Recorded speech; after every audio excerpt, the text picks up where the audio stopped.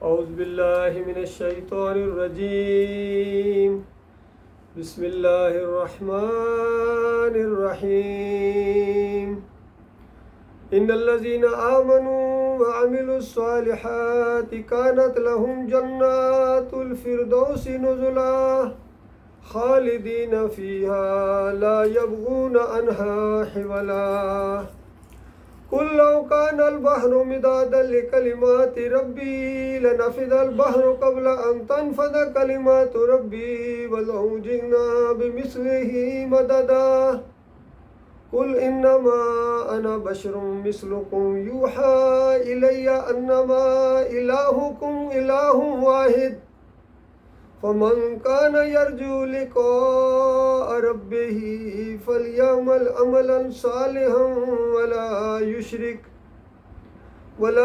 يشرك بعبادة ربه أحدا۔ یہ سورہ الکہف کی آخری 4 آیات ہیں۔ پوری سورہ کا خلاصہ اور پورے قرآن کا مضمون گویا اس کے اندر بند کر دیا گیا۔ قرآن ہر جگہ ایک ہی مسئلے کو بیان کرتا ہے، اسی کی وضاحت ہے، اور اسی کا مختصر ترین جو کلمہ ہے وہ یہ کہ لا الہ الا اللہ محمد رسول اللہ۔ یہاں بتایا گیا کہ جو اس بات کو مان لے، اقرارم باللسان و تصدیقم بالقلب، زبان اقرار کرے اور دل بالکل ساتھ جڑا ہوا ہو، تصدیق کرے دل، پورے دل کی گہرائی کے اندر یہ بات تھک جائے کہ وہ ایک مالک کا بندہ ہے اور ایک مالک کی بندگی کے علاوہ کسی اور کی بندگی کا کلاوہ یا پٹا برداشت نہیں کر سکتا ہے۔ اس انداز سے بتایا گیا کہ جو ایمان لائیں اور پھر عمل صالح کریں۔ عمل صالح کی بڑی اہمیت ہے، یہ صلاۃ ہے، صوم ہے، عمرہ ہے، حج ہے، زکوٰۃ ہے، والدین کی خدمت ہے، پڑوسیوں کے حقوق ہیں، دوستوں کے ساتھ وفا ہے، اور انسانیت کی خدمت ہے، فلاح و بہبود ہے۔ جتنے عمل صالح ہیں ان کی اہمیت اس وقت ہے جب ایمان بالکل کھرا ہو۔ ایمان کے اندر اگر بال برابر کمی آ گئی، توحید کے اندر اگر شرک نے ملاوٹ کر لی، تو مالک کے ساتھ یہ وہ نمک حرامی اور غداری ہوگی کہ مالک فرماتا کبھی معاف نہیں کروں گا۔ اور اگر یہ معاملہ بالکل درست ہو گیا، اپنے ایمان کے اندر سے آپ نے شرک اور کفر اور منافقت اور ریاکاری کو بالکل کھرچ کر علیحدہ کر دیا، بالکل دل کو صاف کر دیا اپنے مالک اور خالق کے لیے، اس مسئلے کو اگر سمجھ گئے تو فرمایا ایسے سارے لوگوں کے لیے کانت لہم جنات الفردوس نزلا، ان کے لیے ہم نے مہمان نوازی کے طور پر جنت، کثرت کے ساتھ جنتیں ہیں، اور جو سب سے اونچے درجے کی جنت ہے جس میں 100 درجے ہیں اوپر، اس کا نام ہے جنت الفردوس۔ ساری جنتوں سے اوپر، اور پھر اس میں بھی درجات ہیں، اور ایک درجے کا دوسرے درجے کے درمیان اتنا فاصلہ جتنا زمین اور آسمان کا۔ اور فرمایا نبی علیہ السلام نے یہ اللہ تعالیٰ نے مجاہدین کے لیے جنت بنائی ہے، جو جہاد کرتے ہیں اللہ کے راستے میں، اللہ کے کلمے کو بلند کرنے کے لیے جو بھی کوشش کرتا ہے، یہ جہاد کے زمرے میں آتی ہے۔ اور صحیح معنوں میں جہاد یہ ہے کہ جب آپ توحید کی دعوت دیں گے، اس کا ریئیکشن ہوگا، لازمی ریئیکشن ہوگا، اس ریئیکشن کا جو مقابلہ کیا جاتا ہے اس کو جہاد کہتے ہیں۔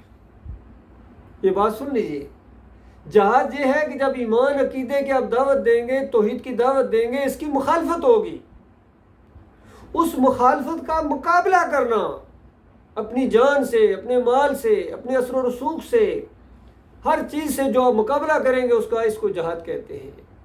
اور یہ اللہ کے راستے کی جہاد کی گویا جو پہلی سیڑھی ہے، یہ دعوت سے شروع ہوتا ہے، اور یہ سب سے مشکل ترین جہاد ہے، اس کو جہاد کبیر کہا گیا۔ جہاد کبیر، بہت بڑا جہاد۔ اور جب یہ بات بڑھتی جاتی ہے آگے، سٹیپ بائی سٹیپ آگے بڑھتے جاتے ہیں، توحید کی دعوت دیتے ہیں، مخالفتیں ہوتی ہیں، لوگ دیس نکالا دیتے ہیں، عیب لگاتے ہیں، تانے کستے ہیں، جو مرضی کہیں آپ نے آگے بڑھتے چلے جانا ہے۔ اور ایک وقت آئے گا، یہ قوم ہے، یہ اپنی قوم آپ کو، اپنے رشتہ دار، یہ آپ کو اپنے گھر سے، اپنے علاقے سے باہر نکالیں گے، اس کو ہجرت کہتے ہیں۔ سارا نقشہ موجود ہے ہمارے سامنے، اللہ کے آخری رسول صلی اللہ علیہ وآلہ وسلم نے جو دعوت اٹھائی، جو انداز اختیار کیا، اور کسی موقع کے اوپر ہر موقع دیا گیا، بہت بڑی بڑی آفر کی گئی، بہت بڑے بڑے پیکج دیے گئے کہ آپ کو بادشاہ ماننے کے لیے تیار ہے، بتائیے اس سے بڑی کیا بات ہو سکتی ہے؟ لیکن یہ بات جو آپ کہتے ہیں اس میں ہم یہ نہیں کہتے ہیں کہ بالکل ختم کر دیجئے، بلکہ اس کے اندر معمولی سی تبدیلی کر دیجئے، ہم آپ کو اپنا بادشاہ ماننے کے لیے تیار ہیں، اور دولت کے انبار لگا دیں گے، اتنے پیسہ آپ کو دیں گے کہ آپ ہم میں سب سے زیادہ امیر ہو جائیں گے۔ جو آپ کی خواہش دل کے اندر کوئی اگر ہے منصوبہ یا کوئی خواہش ہے تو اس کے بعد اس کو پیش کیجئے، ہم سارے مل کے اس کو پورا کریں گے، بالکل عہد کرتے ہیں، پوری طرح ہم تیار ہیں اس کے لیے۔ لیکن مسئلہ یہ ہے کہ یہ جو آپ توحید کی دعوت دیتے ہیں، ہمارے باپ دادا کو کافر اور مشرک کہتے ہیں کہ وہ جہنم کی آگ کا ایندھن بن گئے، ہم جن کی تعریفیں کرتے ہیں، جن کے ہم قصیدے پڑھتے ہیں سالانہ عرس اور میلے کے موقع کے اوپر، آپ کہتے ہیں کہ وہ سارے کے سارے جہنمی ہو گئے، سارے گمراہ تھے، بے دین تھے، اور ان کا راستہ اگر تم نہیں چھوڑو گے تو تم بھی انہی کے ساتھ جہنم کی آگ کا ایندھن بن جاؤ گے۔ چاہے آج بڑے بڑے سردار ہو، بڑے افسر ہو، بڑے پیسے والے ہو، حسن و جمال والے ہو، لیکن تمہارا حال یہ ہوگا کہ تمہاری اس طرح وہاں خوفناک طریقے سے ضیافت کی جائے گی، کیونکہ وہ جہنم جو بنائی ہے اللہ تعالیٰ نے کافروں، مشرکوں اور ظالموں کے لیے بنائی ہے، اور مخلص مومنوں کے لیے جو اللہ کے ہو جائے ان کے لیے جنت تیار کی ہے، اس کے اندر درجات ہیں، تو اس کا ذکر ہوا ہے یہاں۔ اور فرمایا لہم جنت الفردوس نزلا، وہ ہمیشہ ہمیشہ کی مہمان نوازیاں ہوں گی، خالدین فیہا، ہمیشہ اس میں اندر رہیں گے۔ آپ غور کیجئے اللہ کے بندو، یہ دنیا کے اندر رکھ کے آپ کو اللہ تعالیٰ نے یہ ساری چیزیں بتائی ہیں، دکھائی ہیں، تجربہ کرایا کہ دنیا میں کتنی ناگواریاں ہوتی ہیں، پریشانیاں ہوتی ہیں، اور جو کچھ خوشحالی کے اندر بھی ہوں ان کے ساتھ بھی کتنی پریشانیاں لگی رہتی ہیں، کبھی بخار ہے، نزلہ ہے، زکام ہے، پیٹ میں درد ہے، اور کتنی پریشانیاں ہیں، رشتہ داروں کی پریشانیاں ہیں، اپنوں کی بھی اور غیروں کی بھی، ملکی بھی حالات ہیں، کتنی معاشی مسائل ہوتے ہیں، خاندانی پریشانیاں ہوتی ہیں۔ یہ ساری پریشانیاں دکھا کے مالک نے بتایا کہ ایک ایسی جگہ ہے جہاں ان ساری پریشانیوں کو ختم کر دیا جائے گا، اور پھر دنیا میں تم دیکھتے ہو وقت گزرتا ہے، بوڑھے ہوتے جاتے ہو اور کمزوری آتی جاتی ہے، وہاں تمہیں بڑھاپا بھی نہیں آئے گا۔ اس طرح دنیا میں تم دیکھتے ہو کتنے ہیں تمہارے سامنے تھے، آج ہیں کل نہیں ہوں گے، یا کل تھے آج نہیں ہیں، ان کے اوپر موت واقع ہو گئی، تو فرمایا اس بستی میں پہنچ جاؤ، اس کالونی میں، جنت جس کا نام ہے، تو وہاں موت بھی نہیں ہوگی، اعلان کر دیا جائے گا۔ جنت کے اندر داخلے کے ساتھ 3 بڑے بڑے 4 اعلان ہوں گے مالک کی طرف سے کہ میرے بندو تم اب ہمیشہ جنت کے اندر رہو گے، کبھی نہیں مرو گے، ہمیشہ صحت مند رہو گے، کبھی بیماری تمہارے قریب نہ آئے گی، اور ہمیشہ خوشیوں اور خوشحالیوں کے اندر رہو گے، اور کبھی کوئی پریشانی تمہارے قریب نہیں آئے گی۔ پھر انسان کو ایک کھٹکا سا ہوتا ہے کہیں موت نہ آ جائے، اس کا اعلان کر کے پھر موت کو ان کے سامنے لا کے موت کو گویا موت دے دی جائے گی، یہ کھٹکا بھی ختم کر دیا جائے گا۔ پھر یہ ایک مومنوں کو سب سے بڑی جو پریشانی ہوتی ہے عام طور پر کھٹکا آ جاتا ہے کہ ہمارا مالک ہم سے ناراض نہ ہو جائے، تو یہ کھٹکا بھی ختم کر دیا جائے گا۔ اعلان فرمائیں گے مالک کہ میرے بندو آج کے بعد ہمیشہ ہمیشہ ہمیشہ کے لیے میں تم سے کبھی ناراض نہیں ہوں۔ تو اس طرح اللہ کے بندو غور کرو کیسی زندگی ہے، جو حکم منہ سے آپ کے نکلے وہ پورا کر دیا جائے گا، اور جو خیال دل کے اندر آئے، خیال دل کے اندر آئے، اندازہ لگائیے ایک لمحے کے اندر خیال آ جائے کہ 1 لاکھ میرے لیے محلات ہونے چاہیے سجے ہوئے، تو مالک فرماتا ہے نہ ہوئے تو کہنا۔ اس انداز سے اللہ تعالیٰ نے وعدے دلائے ہیں، لیکن مسئلہ یہ ہے لوگوں کو یقین نہیں آتا ہے، اس کے لیے کوئی کوشش کرنے کے لیے تیار نہیں ہے، کوئی آگے بڑھنے کے لیے تیار نہیں ہے، کوئی مالک کے اوپر اعتماد کرنے کے لیے تیار نہیں۔ انسانوں کی اکثریت دنیاوی لحاظ سے جو مرضی پیش کر دی جائے، جس طرح نبی علیہ السلام نے فرمایا اگر تمہیں معلوم ہو جائے کہ فجر اور عشاء کی صلاۃ کے اندر، یعنی جو مومنوں کے ساتھ صلاۃ پڑھ، یہ مومنوں کی بات ہو رہی ہے، مومن مومنوں کے ساتھ صلاۃ پڑھے، ورکعوا مع الراکعین، رکوع کرو رکوع کرنے والوں کے ساتھ، اور فرمایا یہ صلاۃ ان صلاۃ کانت علی المؤمنین کتابا موقوتا، یہ تو مومنوں کے اوپر ہے، مخلص مومنوں کے اوپر ہے۔ یہ جب مل کے پڑھتے ہیں صلاۃ اور جماعت کے ساتھ تو 27 گنا ملتا ہے، اور فجر اور عشاء کی تو اتنی بتائی گئی کہ اگر بتا دیا جائے کہ کتنا اس کا اجر ہے، تو یہ تم گھٹنوں کے بل اور جس طرح کرالنگ کر کے اگر تمہیں آنا پڑے تب بھی تم آ جاؤ اس فائدے کو حاصل کرنے کے، لیکن صرف مالک نے چھپا کے رکھا ہے۔ کون مالک کے اوپر اعتماد کرتا ہے اور کون مالک کی بات پر یقین نہیں کرتا ہے۔ اسی طرح اذان کے بارے میں فرمایا قیامت کے دن سب سے اونچا درجہ، سب سے لمبی گردن اس مؤذن کی ہوگی، اتنی عزت ہوگی کاش انہیں کو پتہ چل جائے کہ اس کا اجر کتنا ہے، تو لڑائی چھڑ جائے تمہارے اندر، ایک کہ میں اذان دوں گا، دوسرا کہے گا میں اذان دوں گا، لیکن اس کا ابھی اجر چونکہ چھپا کے رکھا گیا ہے تو عام طور پر لوگ جو اس میں آگے نہیں بڑھتے ہیں، لیکن اذان اس کی جو اجرت نہ لے. یہ میری بات نہیں ہے، یہ نبی علیہ السلام نے فرمایا کہ مؤذن اس کو رکھو جو اجرت نہ لے. یہ اس کی بات ہو رہی ہے، اس کی گردن لمبی ہوگی، یعنی عزت کے ساتھ اس کو وہاں مقام ملے گا. باقی جو اجرتی ہیں ان کو تو ذلیل و خوار کیا جائے گا، ان کو جہنم کے اندر گھسیٹا جائے گا. نبی علیہ السلام نے فرمایا کہ وہ علم جو اللہ کی رضا کے لیے حاصل کیا جاتا ہے، جو دنیا کمانے کے لیے اس کو استعمال کرتا ہے، قیامت کے دن اس کے چہرے پر ہڈی ہوگی، گوشت نہیں ہوگا. کہیں فرمایا اقرا القرآن ولا تاکلوا بھی، قرآن پڑھو پڑھاؤ لیکن اس کو روٹی کمانے کا ذریعہ نہ بنانا. اگر آپ نے اس کو روٹی کمانے کا ذریعہ بنا لیا اس دین کو، پھر تمہارے اوپر وہ دنیا میں لعنت پڑے گی اور آخرت میں ہمیشہ کی آگ کے اندر تمہیں دھکیل دیا جائے گا، اپنے پیروں اور اپنے امیروں اور اپنے سارے لیڈروں سمیت جن کی آج بات مانتے ہو اللہ کے مقابلے میں. تو اس جنت الفردوس سے محروم کر دیے جاؤ گے. فرمایا خالدین فیہا، مومنوں کو مالک خالد ہمیشہ ہمیشہ کی جنتوں کے اندر رکھے گا. لا یبغون عنہا حوالا، وہاں سے نکلنے کو جی نہیں چاہے گا. اندازہ لگائیے کیسی بات ہے. دنیا میں بڑی سی بڑی جگہ ہوتی ہیں، محلات ہوتے ہیں، کہیں نہ کہیں انسان اس کو بدلی کر دیتا ہے، نئی اس کے اندر تبدیلیاں لانے کی کوشش کرتا ہے، کنسٹرکشن کے اندر تبدیلیاں لانے کی کوشش کرتا ہے، اپنے گھر کے اندر کچھ تبدیلیاں لاتا ہے. لیکن جنت کا معاملہ وہاں سے نکلنے کو جی نہیں چاہے گا. اور جی کیسے چاہے کہ جنت ہمیشہ بڑھتی رہے گی، ہمیشہ مالک ہر روز وہاں نکھار آتا رہے گا، ہر روز نئی تبدیلی خود ہوگی. اور جو خود انسان چاہے گا وہ وہاں کی سیٹنگ ہو جائے گی، چاہے گھروں کی، چاہے باغیچوں کی، چاہے محلات کی تبدیلیاں ہوتی رہیں گی. تو اللہ کے بندوں دیکھو کیا مالک نے پیکج تیار کر کے رکھا ہوا ہے. اور پھر مالک نے بتایا کہ یہ اس شان والے مالک کی طرف سے ہوگی. کچھ اندازہ لگاؤ. کل ان کو کہو لو کان البحر مدادا لکلمات ربی لنفد البحر قبل ان تنفد کلمات ربی ولو جئنا بمثلہ مددا. کہ تمہارا رب کو جانتے ہو کیا شان والا ہے. اگر سارا سمندر سیاہی بن جائے اور سارے زمین کے درخت کلمے بن جائے، امازون کے جنگلات کا اندازہ لگاؤ، وہاں کتنے درخت ہیں، اور پھر پوری زمین کے اوپر کتنے درخت ہیں، اور پہلے درخت سے لے کر آخری درخت تک کتنے درخت ہیں. ان کو اگر چھوٹی چھوٹی کلمے بنا کے اللہ کی تسبیح بیان کرنی شروع کر دی جائے، اس کی حمد لکھنی شروع کر دی جائے، اس کی قدرتوں اور صفتوں کا بیان ہو، اس کی کارگری اور سندائی کو آپ لکھنا شروع کر دیں، تو یہ سارے کے سارے سمندر کی سیاہی ختم ہو جائے. مالک کی باتیں ختم ہونے والی نہیں. مالک فرماتا ہے وَلَوْ جِئْنَا بِمِثْلِهِ مَدَدًا، اتنی سیاہی اور لے آؤ، روشنائی اور لے آؤ، تو پھر بھی وہ بھی ختم ہو جائے گا، پھر مالک کی باتیں ختم نہیں ہوں گی. دوسری جگہ فرمایا 7 سمندر اور لے آؤ، پھر بھی مالک کی باتیں ختم نہیں ہوں گی. اللہ کے بندوں کیسی عظیم ہستی ہے وہ ہستی جس سے راضی ہو جائے، وہ مالک جس کا محافظ اور نگران ہو جائے. اس مالک کے اوپر جو ایمان لے آئے اس کی محبت جب دل کے اندر بیٹھ جائے تو بتاؤ پھر کوئی گنجائش رہتی ہے کہ کون ناراض ہے اور کون مخالف ہے، اور کتنے ہیں. بتاؤ ان کی کوئی ویلیو رہ جاتی ہے؟ کوئی ویلیو نہیں رہ جاتی. صرف مالک کی محبت دل کے اندر آ جاتی ہے.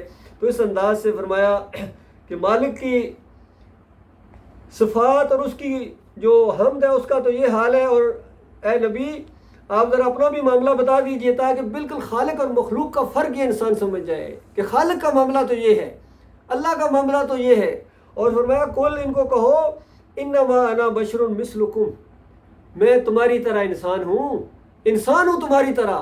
اس دور کے لوگوں کو مخاطب کیا جا رہا تھا کہ میں تمہاری طرح انسان ہوں. آج حیرت ہوئی مجھے یہ اس طرح کے بیان سن کے. علی انجینئر کا بھی بیان بالکل اسی طرح کا میں نے دیکھا. ڈاکٹر اسرار کا بھی الفاظ تھوڑے بہت بدلی کر کے اسی انداز سے کہ کہتے ہیں کہ نبی علیہ السلام ہماری طرح انسان نہیں تھے. بتائیے اللہ فرماتا ہے تمہاری طرح انسان تھے، یہ کہتے ہیں ہماری طرح انسان نے. تو علی انجینئر نے تو فتویٰ لگایا کہ جو کہے کہ ہماری طرح انسان ہے وہ کافر ہے. اندازہ لگائیے. اور پھر دلیل کیا دیتے ہیں، کہتے ہیں نبی علیہ السلام تو پیچھے سے بھی دیکھتے تھے. وہ معجزانہ بات بیچ میں لے کے آئیں گے، اللہ نے کوئی منظر دکھا دیا تو وہ تو اللہ کی قدرت ہے. اور پھر معجزات سارے وہ اس طرح کے لا کے کہتے ہیں ہماری طرح نہیں تھے. اللہ فرمایا تمہاری طرح انسان ہے. خود نبی علیہ السلام کہیں کہ میں تمہاری طرح انسان ہوں، بشر ہوں، انسان ہوں، لیکن یہ ماننے کے لیے تیار نہیں ہے. جو اللہ کی بات مانے گویا ان کے نزدیک وہ کافر ہو جاتا ہے. فرمایا کہو ان کو کل انما انا بشر مثلکم یوحی الی. اب فرق یہ ہے کہ میرے اوپر وحی آتی ہے، تمہارے اوپر وحی نہیں آتی ہے. اللہ نے نبی علیہ السلام کو نبی بنایا ہے، ان تک وحی آتی ہے، فرشتہ آتا ہے، انسانوں کی ہدایت کے لیے ایک نمونہ بنایا ہے. یوحی الی، اور وحی آتی ہے، اور وحی کا نچوڑ یہاں بیان کیا گیا ہے. پورے قرآن کا نچوڑ یہاں بیان کیا گیا ہے. وہ کلمہ لایا گیا ہے جس کو پڑھنے کے بعد انسان مسلمان ہوتا ہے. فرمایا انما الہکم الہ واحد، اس نقطے کو سمجھنے کی کوشش کرو کہ تمہارا الہ، تمہارا معبود، تمہارا داتا، تمہارا دستگیر، تمہارا مشکل کشا، تمہارا حاجت روا، براہ راست پکارے جانے کے لائق وہ ایک مالک ہے، الہ تمہارا ایک ہے۔ اس مقصد کے لیے اس پوری کائنات کو بنایا گیا اللہ کے بندوں۔ وہ بے نیاز ذات ہے، اس کو کسی کی بھی پرواہ نہیں ہے۔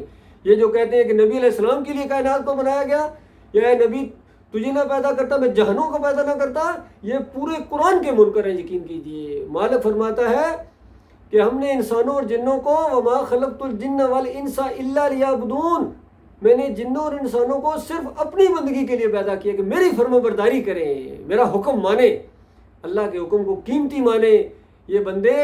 اور اس انداز سے یہ چیزیں سامنے لائی جا رہی ہیں۔ فرمایا من کان یرجو لقاء ربہ، اب جس کسی کا یہ یقین ہو کہ ایک دن اسی مالک کے سامنے جانا جس کی یہ بات ہو رہی ہے، جس کی فرما برداری کی طرف آپ کو بلایا جا رہا ہے، جس کی نافرمانی کرتے ہو، جس کے ساتھ اور الہ تم نے بنائے ہوئے ہیں، ایک دن اسی کے سامنے پیش ہونا ہے۔ اگر کسی کو یقین آ جائے اور وہ جانتا ہے کہ اپنے مالک کے سامنے جانا ہے، فَلْيَعْمَلْ عَمَلًا صَالِحًا وَلَا يُشْرِكْ بِعِبَادَةِ رَبِّهِ أَحَدًا، یہ اس کو پھر چاہیے کہ عمل صالح کرتا جائے، نیکیاں اکٹھی کرے، اپنے نمبروں کو بڑھائے، گریڈ بنائے، تاکہ بڑی اچھی کارکردگی وہاں اس کی ہو۔ جس طرح میں نے پہلے کہا کہ جنتوں کے اوپر سب سے جنت جو جنت الفردوس ہے، اس کے بھی 100 درجے ہیں، اور اللہ تعالیٰ نے مجاہدین کے لیے رکھے۔ جو جتنی کوشش کرے گا وہ درجات اوپر بڑھتا چلا جائے گا، عمل صالح کرے، اور یہ ذہن میں ہمیشہ بات رکھے ولا یشرک بعبادت ربہ احدا، اپنے رب کے ساتھ کسی کو شریک نہ کرے۔ نبی علیہ السلام نے فرمایا لا تشرک باللہ فإن قتلت حرقت، دیکھنا اللہ کے ساتھ شرک نہ کرنا، چاہے تمہیں قتل کر دیا جائے، چاہے تمہیں زندہ جلا دیا جائے، تب بھی اللہ کے ساتھ شرک نہ کرنا۔ کہ فرمایا ان اللہ لا یغفر ان یشرک بہ، اللہ اس شرک کو معاف نہیں کرے گا، اس کے علاوہ ہر گناہ جس کے لیے چاہے گا معاف کر دے گا۔ انبیاء کو ان کے اعمال کو بیان کر کے سورہ الانعام کے اندر تعریفیں کی مالک نے خود، اور آخر میں فرمایا وَلَوْ أَشْرَكُوا لَحَبِطَ عَنْهُمْ مَا كَانُوا يَعْمَلُونَ، اگر یہ بھی شرک کرتے ان کا نامہ اعمال میں برباد کر دیتا۔ اور سورہ زمر کے آخری رکوع کے اندر آخری نبی محمد صلی اللہ علیہ وسلم کو براہ راست مخاطب کر کے سارے انبیاء کا ذکر کیا، وَلَقَدْ أُوحِيَ إِلَيْكَ وَإِلَى الَّذِينَ مِن قَبْلِكَ، یہ آپ کی طرف وحی کی جا رہی ہے، اور ہر ایک کو ہم نے یہی وحی کی تھی اسی انداز سے، لَئِنْ أَشْرَكْتَ لَيَحْبَطَنَّ عَمَلُكَ، اگر تو نے بھی شرک کیا تیرا عمل ضائع ہو جائے گا، وَلَتَكُونَنَّ مِنَ الْخَاسِرِينَ، اور یقیناً برباد ہونے والوں میں، خسارہ پانے والوں میں شامل ہو جاؤ گے۔ تو اللہ کے بندوں کتنی بڑی تاکید ہے، کتنا بڑا حکم ہے مالک کا، اور آج بڑے لیول پر کہیں سے کوئی آواز نہیں اٹھتی ہے، بڑے بڑے علماء ہیں، یہ بات بیان کرنے سے ایسی چوری ہے، بلکہ اس کو چھپاتے ہیں، اس کو دباتے ہیں۔ اور شرک کی آج ہر طرف فیکٹریاں لگی ہوئی ہیں، مزاروں کی شکل میں، مورتیوں کی شکل میں، اور درباروں کی شکل میں، پیری مریدی کی شکل میں، تعویذ گنڈے کی شکل میں، کہیں 11ویں ہو رہی ہے، کہیں 12 ربیع الاول کا کیک کاٹا جا رہا ہے، 10 محرم کے شربت تقسیم کیے جا رہے ہیں، اور کہیں امام زامن باندھے جا رہے ہیں، کہیں گائے کی پوجا ہے، کہیں گھوڑا پوجا جا رہا ہے، ہر جگہ پوری زمین کے اوپر کوئی سلیب کو پوج رہا ہے، کوئی نبیوں کو، اولیاء اللہ کو، کوئی بزرگوں کو، اکابرین کو، سب کے اپنے اپنے معبود ہیں، اور کسی بڑے لیول پر کوئی آواز نہیں اٹھتی ہے کہ مشرکو کتنے معبود تم نے بنائے ہیں۔ مالک تو کہتا ہے 2 نہ بناؤ، 3 نہ بناؤ، وہ تو دوسرا بھی برداشت نہیں کرتا ہے، تم نے تو ہزاروں معبود بنا دیے، ہر کونے کے اوپر، ہر نکر کے اوپر ایک معبود بیٹھا ہوا ہے۔ اور اس کے بعد اس عقیدے کے ساتھ اگر تم اللہ کے پاس پہنچ گئے، اعمال کے ڈھیر لگانے والوں، تمہارے اعمال کی مثال اللہ نے سورہ ابراہیم کے اندر دی ہے، جس طرح راک کا ایک پہاڑ ہوتا ہے نمازیوں، عمرہ کرنے والے حاجیوں، اور بوریوں کے منہ کھول دینے والے خیرات کے لیے، اور سب کچھ کرنے والوں، یہ ان کی بات ہے جو اعمال بھی کرتے ہیں۔ اور میں عاملۃ ناصبہ تصلیٰ نارا حامیہ، عمل کر کر کے تھک جائیں گے لیکن جہنم کی آگ سے نہیں بچ سکتے۔ یہ معاملہ اللہ کے بندوں، یہ چند دنوں کی زندگی ہے، یہ خالص ایمان کی آزمائش کے اندر اللہ تعالیٰ نے آپ کو ڈالا ہے۔ یہ چھٹی ہو رہی ہے، جنت والے اور جہنم والے علیحدہ علیحدہ کیے جا رہے ہیں، اور مالک تعداد نہیں دیکھتا، یاد رکھیے تعداد کا یہاں معاملہ ہی نہیں ہے، یہاں تو معاملہ ہے کہ کون حق کو مانتا ہے۔ تم سب آدم کے بیٹے ہو، بچے ہو، اور تم میں وہ عزت دار ہے، اللہ کے قریب وہ ہے جو اللہ سے زیادہ ڈرتا ہے۔ یہ معیار ہے اللہ کے ہاں، یہ ایک جو ہے اصول ہے۔ باقی کوئی کسی قوم کی کسی دوسری قوم کے اوپر، کسی فرد کسی دوسرے فرد کے اوپر، نہ کالے کی گورے پر، نہ گورے کی کالے پر، نہ عربی کی اجمی پر، نہ مکی اور مدنی کا معاملہ یہاں نہیں ہے۔ یہاں یہ ہے کہ اللہ کی کتاب کو مانتا کون ہے، اللہ کی کتاب کے مطابق اپنے آپ کو کون ڈالتا ہے، اس کتاب کے پیچھے کون چلتا ہے، اور اللہ کی فرمانبرداری کون اختیار کرتا ہے، اور مالک کی رحمتوں کو، جنتوں کو حاصل کرنے کے لیے، مالک کی خوشنودی حاصل کرنے کے لیے کون آگے بڑھتا ہے۔ باقی دنیا کو خوش کرنے کے لیے، رشتہ داروں کو خوش کرنے کے لیے، بیوی بچوں کو خوش کرنے کے لیے، افسروں کو خوش کرنے کے لیے، مینیجر کو خوش کرنے کے لیے کیا کچھ انسان کر جاتا ہے، لیکن کہاں ہے وہ جو اپنے مالک کو خوش کرنے کے لیے آگے بڑھے۔ ان کے لیے اللہ تعالیٰ نے یہ پیکج رکھا ہوا ہے۔ اللہ کے بندوں، ہر پیکج کے کچھ اصول ہوتے ہیں، تو اس پیکج کا جو جنتوں کے اندر رکھا ہوا ہے، بس ایک ہی بات ہے کہ تم اپنے مالک کے بندے بن جاؤ، اس کی فرمانبرداری بڑی خوشی کے ساتھ، اور اس کی نافرمانی سے تمہارا دل کانپ جائے۔ جب تک یہ کیفیت پیدا نہیں ہوتی ہے، انسان اللہ کا بندہ نہیں بن سکتا، اور پھر ایمان کے اس راستے پر وہ کھڑا نہیں ہو سکتا ہے، پھسل جاتا ہے۔ اللہ تعالیٰ غور و فکر کرنے کی توفیق عطا فرمائے۔ وقول قولی ھذا استغفر اللہ لی ولکم ولسائر المسلمین۔